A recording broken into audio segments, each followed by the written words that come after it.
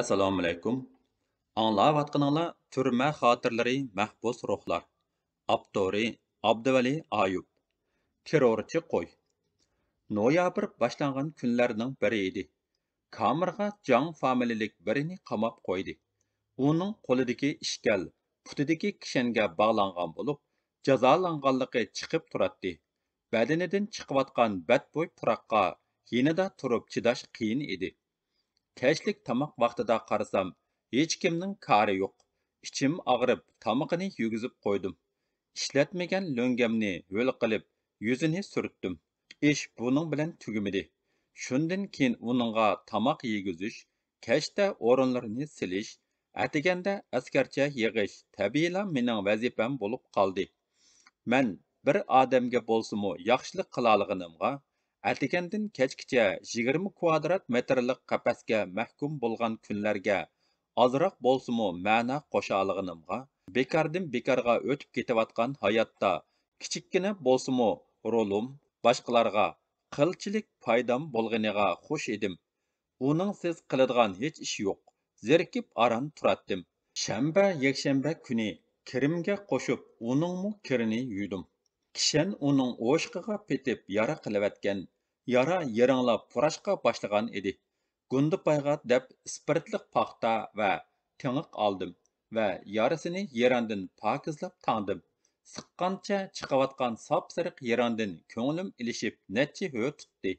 Ikkinchi haftasi o'tib, Jangning yarasi saqayib, chiroyi ichilib, boshqalar bilan chaqchaqlashadigan bo'ldi. Jang bu kamerga kirishdan burun ona til harakatimdagi Talmas Hamrohim Dilyor bilan birga yotgan ekan. Dilyordan boshqa u umrda yoqtirgan ikkinchi Uyg'ur men ekanman.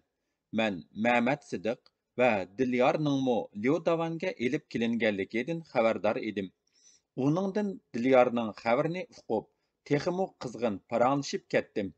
Jangdan Dilyor haqida ko'proq anglashga tirishdim. Chunki qamalgandan beri so'roqqa elib chiqilganda, Dilyorni koridorda uchirtib qolgandan boshqa uning ahvolidan hech bir uchur ololmagan edim. Uning salomatligi ojiz bo'lgan bilan xarakteri kuchlik, mijozi chus va murassasiz bo'lg'achqa bakrak ansiraydim. Dilyorning bir puti oqsaydi, mijozda qarshilik kuchlik, harakatida qat'iylik va tavranmaslik mujassam edi. Holbuki, so'roqda ba'zi chog'da qat'iy iroda asqatsa, ba'zida o'zgarishchan tadbir qarg'a kelib qoladi. So'roqchilar oldidagi kishini jinoyat gumondori emas, jinoyatchi hisoblaydi. Odatda so'roqchilarga kereki bir so'roq xotirasi bo'lib, mahbusning kimligi, mijozi bilan ularning kori bo'lmaydi. Dilyorga o'xshash qarshilik kayfiyati kuchli kishilar so'roqchining jahlini qotirib, so'roq xotirasining yomon niyatda dushmanlik bilan yezilishiga bahona bo'lib beradi. Jangning aytishicha, Dilyor to'xtamay arz yozadi ekan. Asli qamalg'uvchilarning huquq manfaatlari belgilamasi bo'yicha bo'lganda, bizning arz qilish, urug' tuqqanlar bilan ko'rishish, advokat taklif qilish huquqlarimiz bor ekan. Har kamerning eshigida birdan fikr sanduqi bo'lib, arzimizni shuningga silishga huquqliq edik. Ammo bu sanduq kamerga o'rinlashtirilgan chiqimchilarning delu qizib jon boqadigan tilla sanduqiga aylanib qolgan edi. Tamga chaplangan huquqlarni har birimiz Xitoycha yodlashga majburlansaqmi, hech birimiz uningdan bahramon bo'lolmaydik. Dilyor rostchil bo'lg'achqa yodlangan quruq qoidalarni amalga oshirish uchun tirishib beqibdi. Jang Avtonom rayonlik taftish mahkamasi boshlig'ining Nishon Ibrohim ekanligini Dilyorning to'xtamay shu kishiga yozgan arzidan bilyapti. Jangdan anglagan Dilyorning bir kechmishi necha kun gilimdan tamoq o'tkazmadi. Asli menmu shu qarorga kelgan, ammo qanchalik unumi bo'lar deb turganda ko'z oldimdagi bir echinishlik jazo meni to'sib qo'ygan edi. Jangdan Dilyorni so'rganimga pushaymon qildim. Ochliq e'lon qilgan Dilyorning og'ziga shlanka tiqilib, qiziq azob sho'rpisi ichirilibdi. Menmu qamalgandan boshlab 3 oy saqlab beqish, yanila xabar bo'lmasa, ya o'lim, ya ko'rim deb ochliq e'lon qilishni niyat qilgan edim.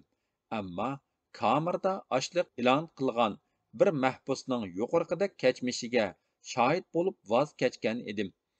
Shundan keyin bir qitim Dilyorning ochliq e'lon qilgani esimga kelsa, ochliq e'lon qilib jazolangan hiliqi mahbusning sarg'ayib ketgan chiroyi, qayqilib ko'zlaridan yosh quyilgan holati, og'riqdan sovuq tarlab siyib tashlaganligi ko'z oldimga keladi. Dilyorning salomatligi ochliq e'lon qilishnimi, bundaq ig'ir jazonimi ko'tarolmaydi. Bir kuni kechda jang paranglashib o'ltirib, "Men Uyg'urlarni yoqtirmaydim. Do'nko'rik tarafga aslo o'tmaydim. Asli sizlar Uyg'urlarmi bizga o'xshash kitob o'qiydigensizlar. Uncha qaloq, yovuz, yovvoyi emaskansizlar", dedi. Men uningga o'rtaq ma'rifda tarbiyalangan millatlarning fikrida qisman o'xshashlik bo'ladiganligini so'zlab berdim.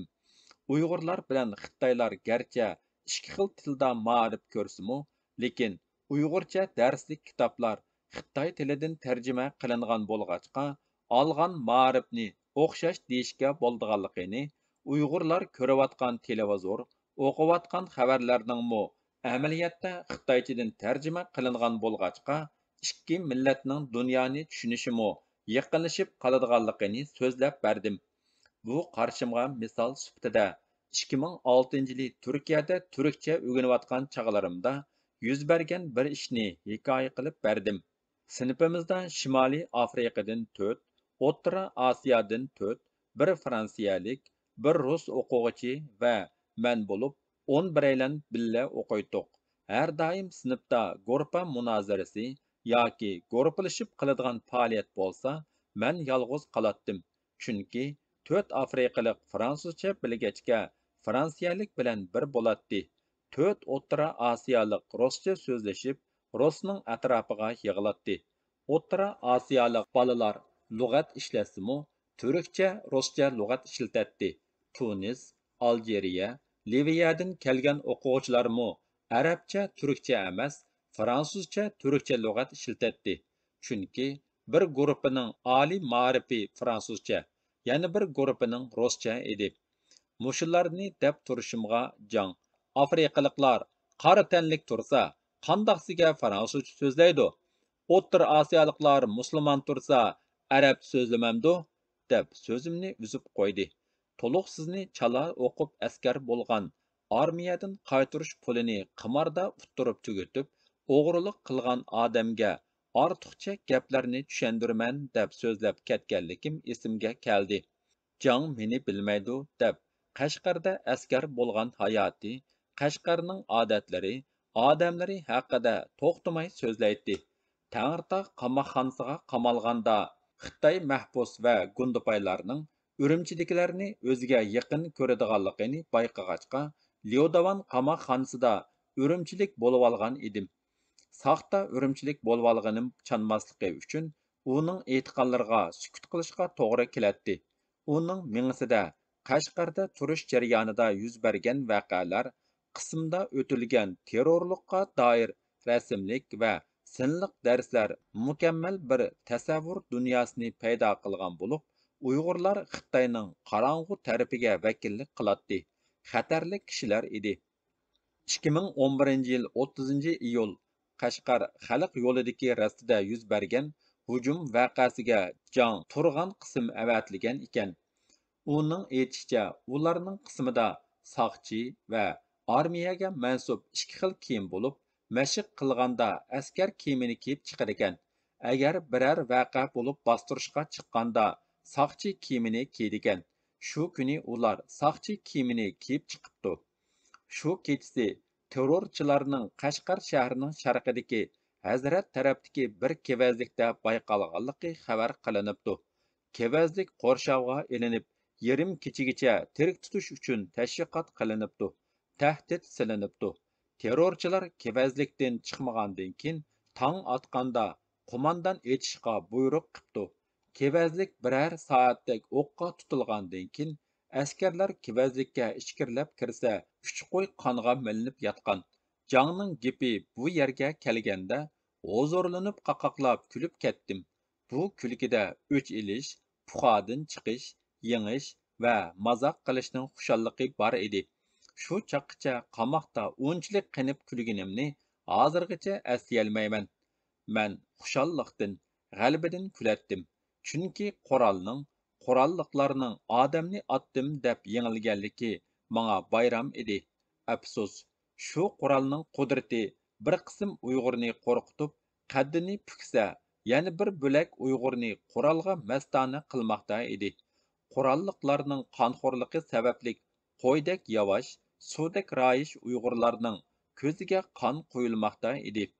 Jang mening bu qadar echilib yeyilib kulib ketishimni albatta tushunmaydi. Shu kuni Qashqarda leksiya so'zlagan edim. Tuyuqsizla misli ko'rilmagan bir jiddiylik yamrab ketdi.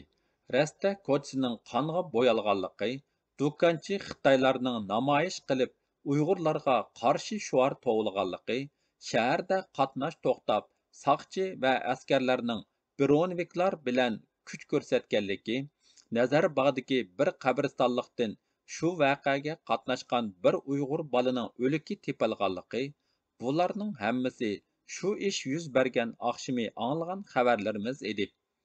Jang mening xiyolga ketganligimdan bexabar so'zini davomlashtirdi. Sen kulgan bilan men qo'rqib ketgan edim. Shu chog'da ko'rganim qo'y emas. Odam bo'lgan bo'lsa aqlimni yo'qotdim. Qonga milangan qo'y bilan qo'zini emas, ona bilan balini ko'rgan bo'lsam sarang bo'lib qolgan bo'lardim. Qarasam o'lgini qo'ziliq qo'y ekan. Qo'za onasining qo'rsqiga chaplashgancha qonga chilinib ketibdi. Bek ichim og'ridi. 2 yilni aran to'shqizib chekinib chiqdim. Odam bo'lsin, hayvon bo'lsin mening qon to'kkim. Can alg'um yo'q. Meningmi onam yolg'iz. Xuddi shu qo'zining onasi qandoq ona bo'lsa, bizning onamizmi shundoq ana. Jang shundoq deb ko'zlariga liqqida yosh oldi. Bechora onasini sig'ingan edi.